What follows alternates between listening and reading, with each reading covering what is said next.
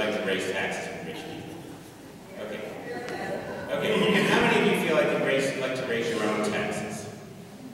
Okay, very good. You know, I see that, but I don't believe it. Come on, you're not going to vote for people who want to raise your taxes. You're going to vote for people who want to raise other people's taxes. But raising taxes isn't going to solve the problem. Let me explain why. There's this thing called the Laffer curve. You may have heard of it. I don't know why you're hiding your eyes there, but the logic of it is irrefutable. You see, if you were to tax everybody at 100%, how much money would the government bring in? 0. So if you have taxes at a high level and you lower them, tax revenues increase. And every time they've tried to close the budget deficit by raising taxes, guess what happens? The deficit goes up.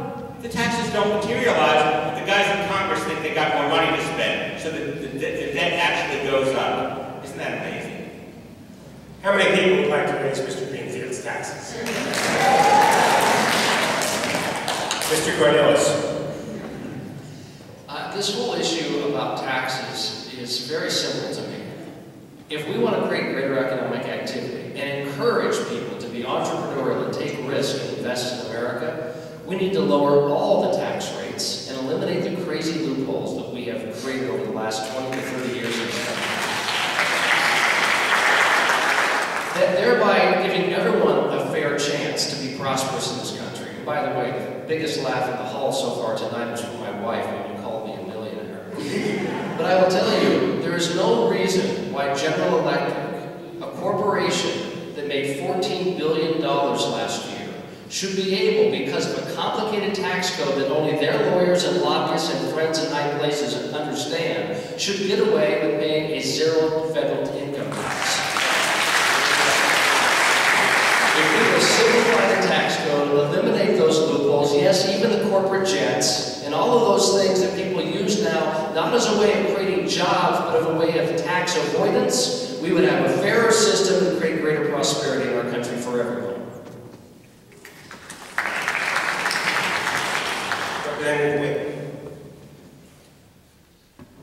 We need to take a lesson from Warren Buffett, who has said that in his office of 21 people, the credits, deductions, and tax exemptions that he is able to take advantage of enable him to pay the lowest percentage of taxes of anyone in his office. That is wrong. Warren Buffett has called it wrong. I call it wrong. And at a bare minimum, Warren Buffett and all the other millionaires in this country ought to at least pay as much in taxes as does the typical middle-class American.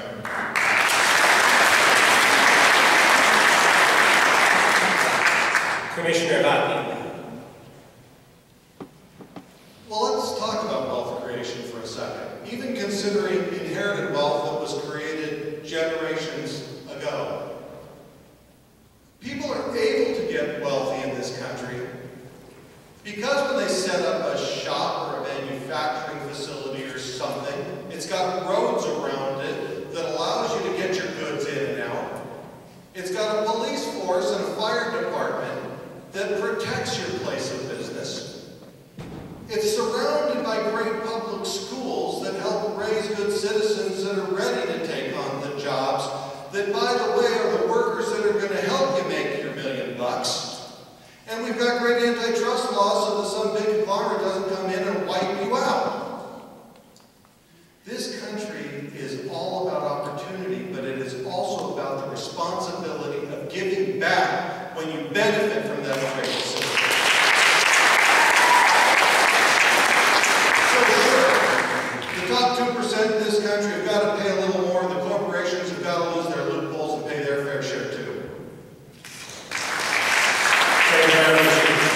Thank you. We absolutely need companies and individuals paying their fair share. Warren Buffett has it right. It's not fair that he's paying a lower rate than his secretary. That is simply not a fair tax system. Yes, we need to close loopholes. We need to get rid of deductions for companies that don't need them. And things were going better before the Bush tax cuts. So we need to end the Bush tax cuts on the wealthiest. We need to close the loopholes. We need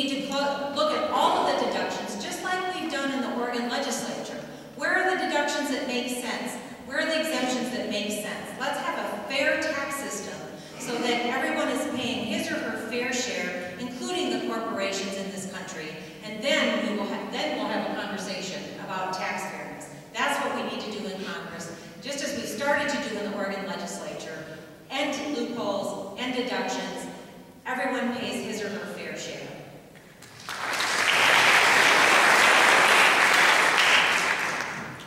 Third question from the audience. Would you be in favor of stopping both wars sooner rather than later? Representative Wiggum. I'm in favor of bringing every single troop that we have in Afghanistan and Iraq home by the end of 2012.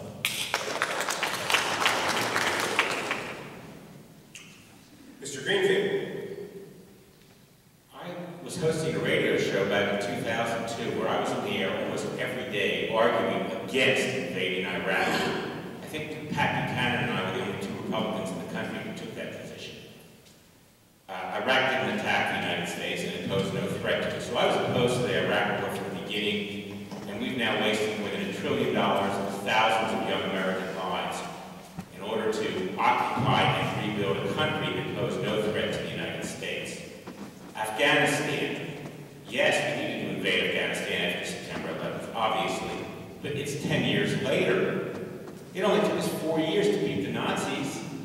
So yes, we need to bring our troops home, but that doesn't mean that we don't have a serious threat. But we shouldn't be fighting against Islamic extremism by invading and occupying foreign countries. That only makes it worse. It makes more Muslims mad at us and get more terrorists. What we should be doing is infiltrating terrorist organizations and taking out their leaders, either capturing them or killing them. Senator Amici. We need to bring the troops home from both Iraq and Afghanistan as soon as possible. We need to get them out safely and responsibly. We can't just back up an aircraft carrier and take them all out in one day. We absolutely need to get them out as soon as we can. We've lost too many jobs, too many lives, too much money being spent, too many lives lost, and we need to reinvest that money back here in this country and start rebuilding our country. But we need to withdraw those troops safely and responsibly. Mr. Cornilles. I value life tremendously, and to consider the lives that have been lost on behalf of our country is a sobering thought. And I want those troops to come home as quickly as possible. And I expect they will. And I support many of President Obama's initiatives to make that happen. At the same time, I value the lives of the people who live in Afghanistan. And I would hate to see a quick, premature withdrawal leave a human tragedy in our wake. We have to be cautious. We have to be thoughtful and prudent in this exit. I think it's taught us as a country, next time you enter a theater of war, you must have an entrance strategy and an exit strategy. I would also add, these good people who've been serving us, who've been giving their lives and their time, and their families have done us a tremendous sacrifice. You and I owe it to them that when they come home, we can easily transition them from helmet to hard hat by providing them an economy where there's jobs to be found. That should be our first priority for these men and women, and as far as I'm concerned, we should usher them to the front of the hiring line as soon as we can. Commissioner Locke. Well, actually, Rob, the first priority is getting them out of harm's way. You know, 5.5 years ago, I think it was important for us to be building a transition plan now that helps stabilize the countries, protect our soldiers, protect our country at the same time. But enough of the equivocating, talking about some date next year or as soon as possible or when we can make the transition. When I say I want the troops home now, I really mean now. I mean tomorrow morning, let's start flying them back. Enough equivocating on the date. We have got to put an end to both of those conflicts and the one in Libya too, and we need to bring our troops home immediately. Thank you. More from the audience. What do you think is the message and what should be the response to the Occupy Wall Street and Occupy Portland demonstrations. Mr. Cornilles. I think the message is despair among our population at one, seeing the people on Wall Street get away with what they believe to be, what many of us believe to be crimes that are not prosecuted. To see the people who, these hedge fund managers that have assisted, not entirely what they're doing, but have assisted in taking our economy into this downward spiral. But I also think it's a terrific lack of hope among the population here in the city, and certainly what we're seeing in New York. People don't know where they're going to be able to find a sustainable job. And may I reterm that? They're not quite sure how they're going to turn a job into a career. Ladies and gentlemen, I've been about creating careers for people for 16 years in our small business. It's a passion of mine. It's not just a temporary job or an internship people want. They want a sustainable career, something that gives them hope and a future. We ought to be about that in this state, and that's what this entire election is about. We need to elect the person that is most qualified to provide job creation for these people in our city and in our region. Commissioner Hahn. You know, I was at the dispatch center for electricians not that long ago, and a young fella came out of the dispatch center. He had about a 3-year-old cradled in one arm. His spouse was with him on the other side. He had even brought his dad, a retired electrician, down there that day because he was once again hoping to get dispatched out to a job. And once again, he went home empty-handed. When you talk about looking at despair, this poor fellow's just trying to find the paycheck for his family for that week. He's got rent to pay, he's got food to buy. And people like that are looking at the ultra-rich in this country that are doing just fine, and the giant Wall Street corporations that are doing just fine, and people are angry. And I got to tell you, I'm angry too. It's one of the reasons that I jumped in and challenged David Wu when it had to be done. I think this is an appropriate expression of the despair that people are feeling. And frankly, I'm glad to see it, and that's why I was down there last Thursday when they started. Senator Cornilles. Thank you. I saw the faces of the people in the Occupy Wall Street march in Portland. They were young, they were old, they had signs of many different words, and some of them had costumes. But let me tell you, they were serious about their message. And their message was that they're frustrated and they're concerned. They don't know where they're going to get a job. They don't know if their retirement is secure. And they're losing their homes if they even had homes to begin with. And now I'm saying to you, this is something that I've worked on my entire career. Economic fairness, standing up for people in need, financial regulation that is smart and that keeps people in their homes. Look what happened with the collapse of the financial markets. We need another we need a leader in Congress who understands that we need strong consumer protection laws and standing up for consumers, standing up for people who are losing their homes in foreclosure, standing up for those who are victims of scams. That's what I've done my entire career, and that's how I will conduct myself in Congress, with those values. Representative Whit. The Occupy, the city, is a response to what many Americans see as the decline in the American middle class. Long-term unemployed, too many unemployed for up to 2 years, 3 million home foreclosures across America, and the most unequal income distribution in our country since the eve of the Great Depression. The only pathway back to prosperity in this country is through the creation of more good-paying jobs. My Rebuild America program that would have us investing today in our nation's critical infrastructure will get our economy back on track, Americans back employed, and starting to once again earn their fair share of the American dream. Mr. Greenfield. Well, this kind of social unrest is what happens when you have economic decline. And I have to give you some depressing news. What we're experiencing now is not an ordinary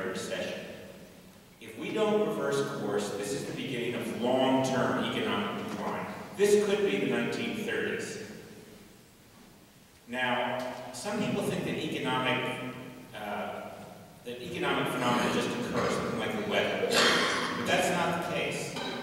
The economic health of a nation is a direct function of the policies of the government. If you have pro-growth policies, the economy expands and people become wealthier. If you have anti-growth policies, you get economic decline. And we have anti-growth policies in America. Do you know the federal government today is now 25% of GDP? That's the highest level in history. What do you get when you have millions and millions of bureaucrats working for the government? What do they produce? Do they produce computers? Do they grow food? Do they make clothes? Do they make housing? No, they shuffle papers around and redistribute wealth. We need to let the private sector start growing again, hiring people, creating wealth and prosperity, and then people aren't going to need to be out in the streets. If we keep going this way, it's going to be like Greece. There'll be riots. Thank you, Jim. Stop. Yeah. Yeah.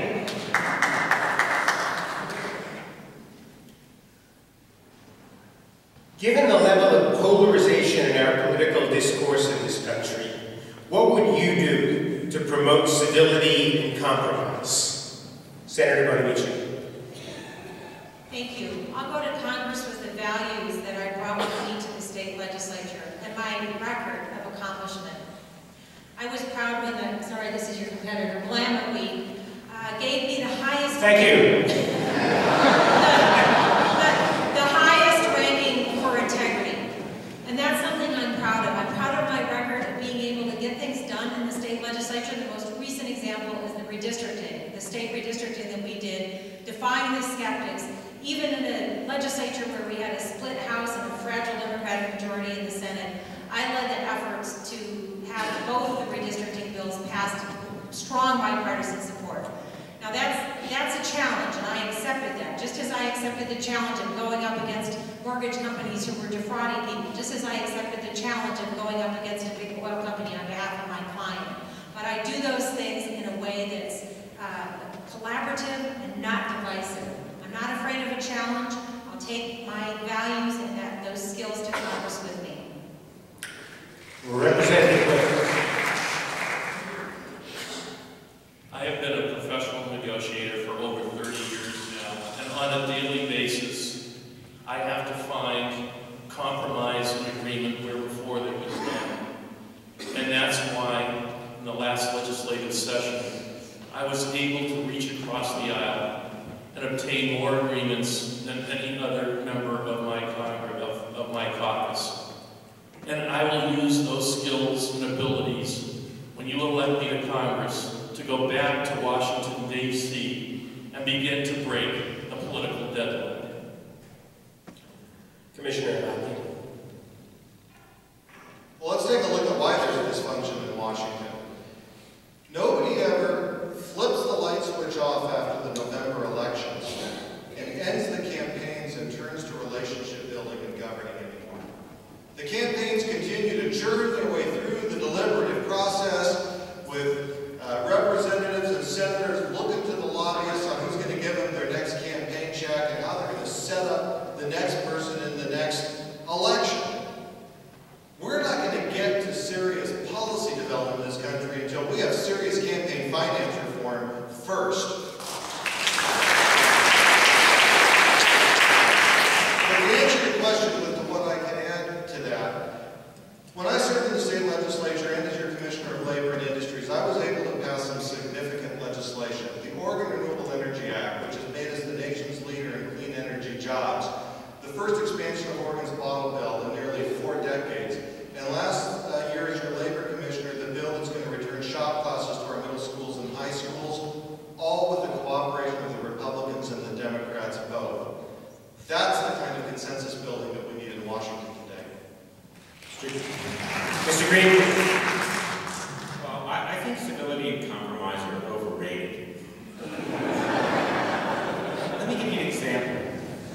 Suppose you're on a bus, and the bus driver is crazy, and he's driving towards the edge of the cliff at 100 miles per hour. So you start arguing and fighting with him, trying to get him to stop. And people in the back of the bus are are complaining, would you guys stop bickering? The bickering isn't the problem. The problem is that the guy driving the bus is heading for the cliff. Now, you're going to say, well, let's compromise. Why don't you just drive over the cliff at 50 miles per hour? A lot of people complained, about a couple months ago when they were having that debt ceiling debate in Washington that there was too much bickering. The bickering isn't the problem. The problem is the debt crisis. It's going to destroy our country. That's not a liberal or conservative issue. It's a mathematical fact. And I don't think we need people going into Congress who are going to compromise with the people who are destroying our economy and are bankrupting our nation. I'm going to go there, and I'm not going to compromise. I'm going to take strong, principled stands, unlike my friend Rob here. I'm going to take strong, principled stands to make the reckless, out-of-control spending stop. Mr. Cornilles. Jim, you're just the kind of person I want to do business with. Someone who insists on extending a hand with an enclosed fist as opposed to an open hand. That's not how you get things done in Congress. Congress is broken, ladies and gentlemen. Washington's broken. And it's been broken in our district for a long time because our last congressman voted 98% of the time with his own party. And look where we're at. And I don't think that bragging about bipartisanship is something you should do when it's only caused because the voters gave us a 30-30 split in the House and almost that in the Senate. It's very easy to be bipartisan when there's equal numbers. It's pretty obvious that someone who votes 98% with their party in the legislature will do the same thing in Congress. We have to stop the name calling. We don't call it the Bush tax cuts because Obama passed them as well last year. Let's not call it Obamacare.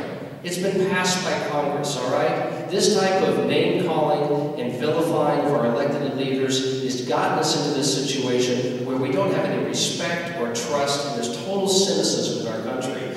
I will, as your congressman, take my example from the late Senator Mark Hatfield. He was a statesman. You may not have agreed with him, but you knew he exercised good judgment, and you knew he was doing best for you. That's the kind of congressman I would like to be.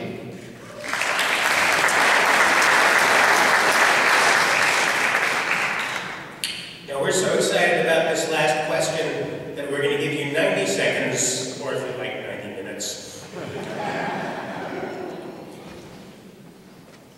What do you want the audience to know about you that you haven't had an opportunity to tell us tonight? Commissioner Vacchio.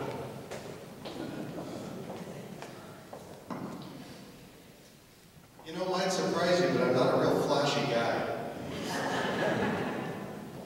But I want you to know, I've got a sense of humor. We can have fun together. When we talk about relationship building and how important that is, one of the things, it has to go with what Rob said about Senator Hatfield too.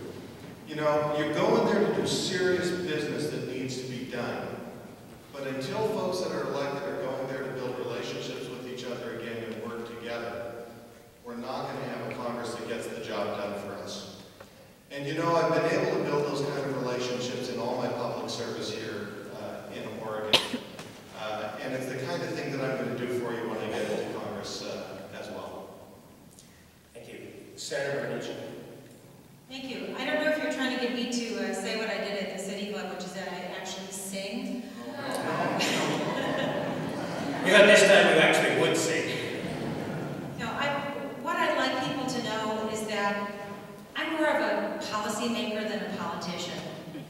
That I approach any policy decision that I make by looking at the issues, by talking to as many people as I can, by doing my homework, and by informing myself about what my constituents want and what is good policy for my district, for the state of Oregon, and in Congress for the country. And that's how I will conduct myself in Congress, just as I have in the legislature. Talking to my constituents, learning as much as I can about an issue and how it impacts the district. Now, it's easy to make political statements or campaign promises, but I don't like to do that because I want to be a good representative. Now, that might not be as good of a politician as some may like, but I want to be the best representative I can. Representing my district the best I can and standing up for the consumers, the middle-class families, the small businesses, just as I have in the Oregon legislature. Those are the values that I will bring to Congress.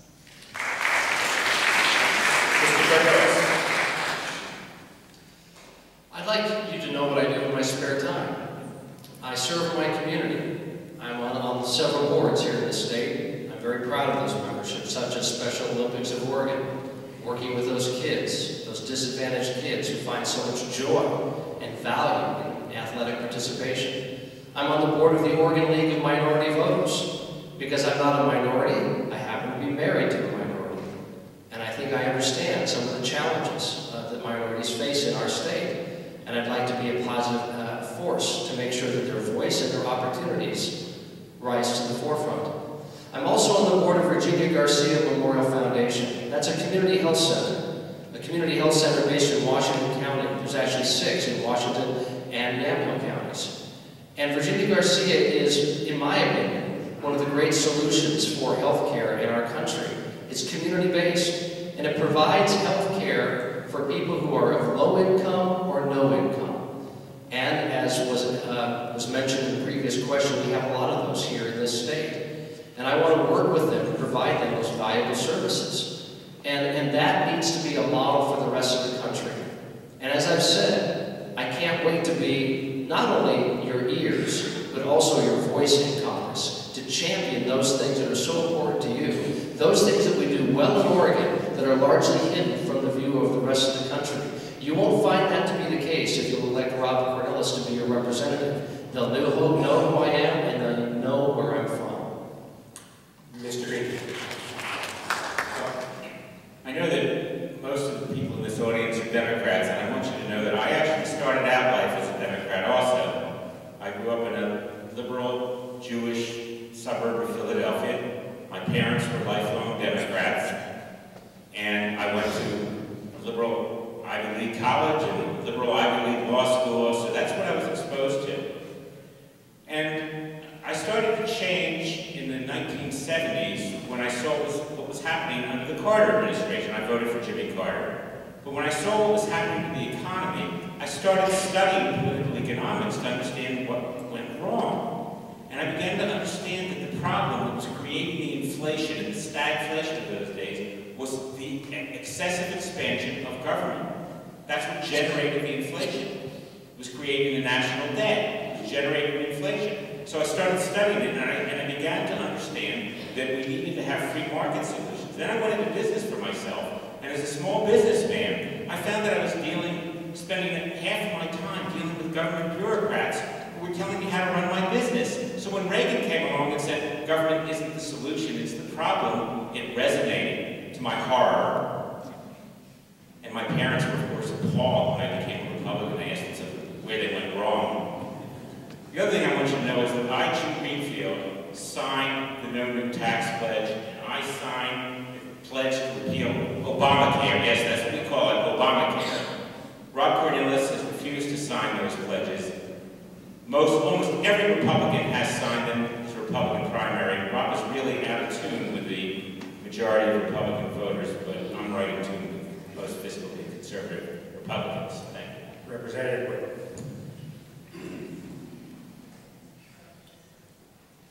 I am an Oregonian, not by birth, but by choice. And I decided to make this state my home because I believe that it is a very special place. And I value the place in which I live and the people in which I associate with. And I am committed to keeping Oregon that special place, to protect our environment, to protect our citizens and their communities, to honor our diversity of our citizens in the many communities, urban and rural, Native American, different ethnic groups from one end of the state to the other.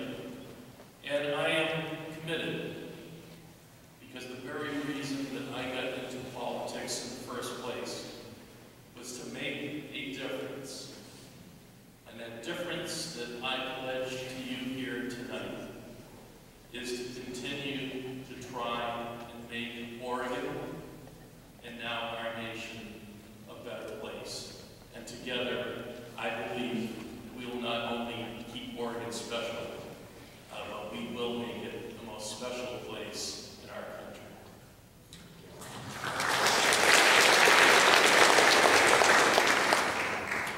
You know, it's an extraordinary effort to launch a campaign like this. It's an extraordinary effort just to be up here for 2 hours, which is the smallest fraction of what they're doing. But the only reason this effort holds together at all is because people are willing to do this and to make this kind of commitment. And so please join me in showing your appreciation.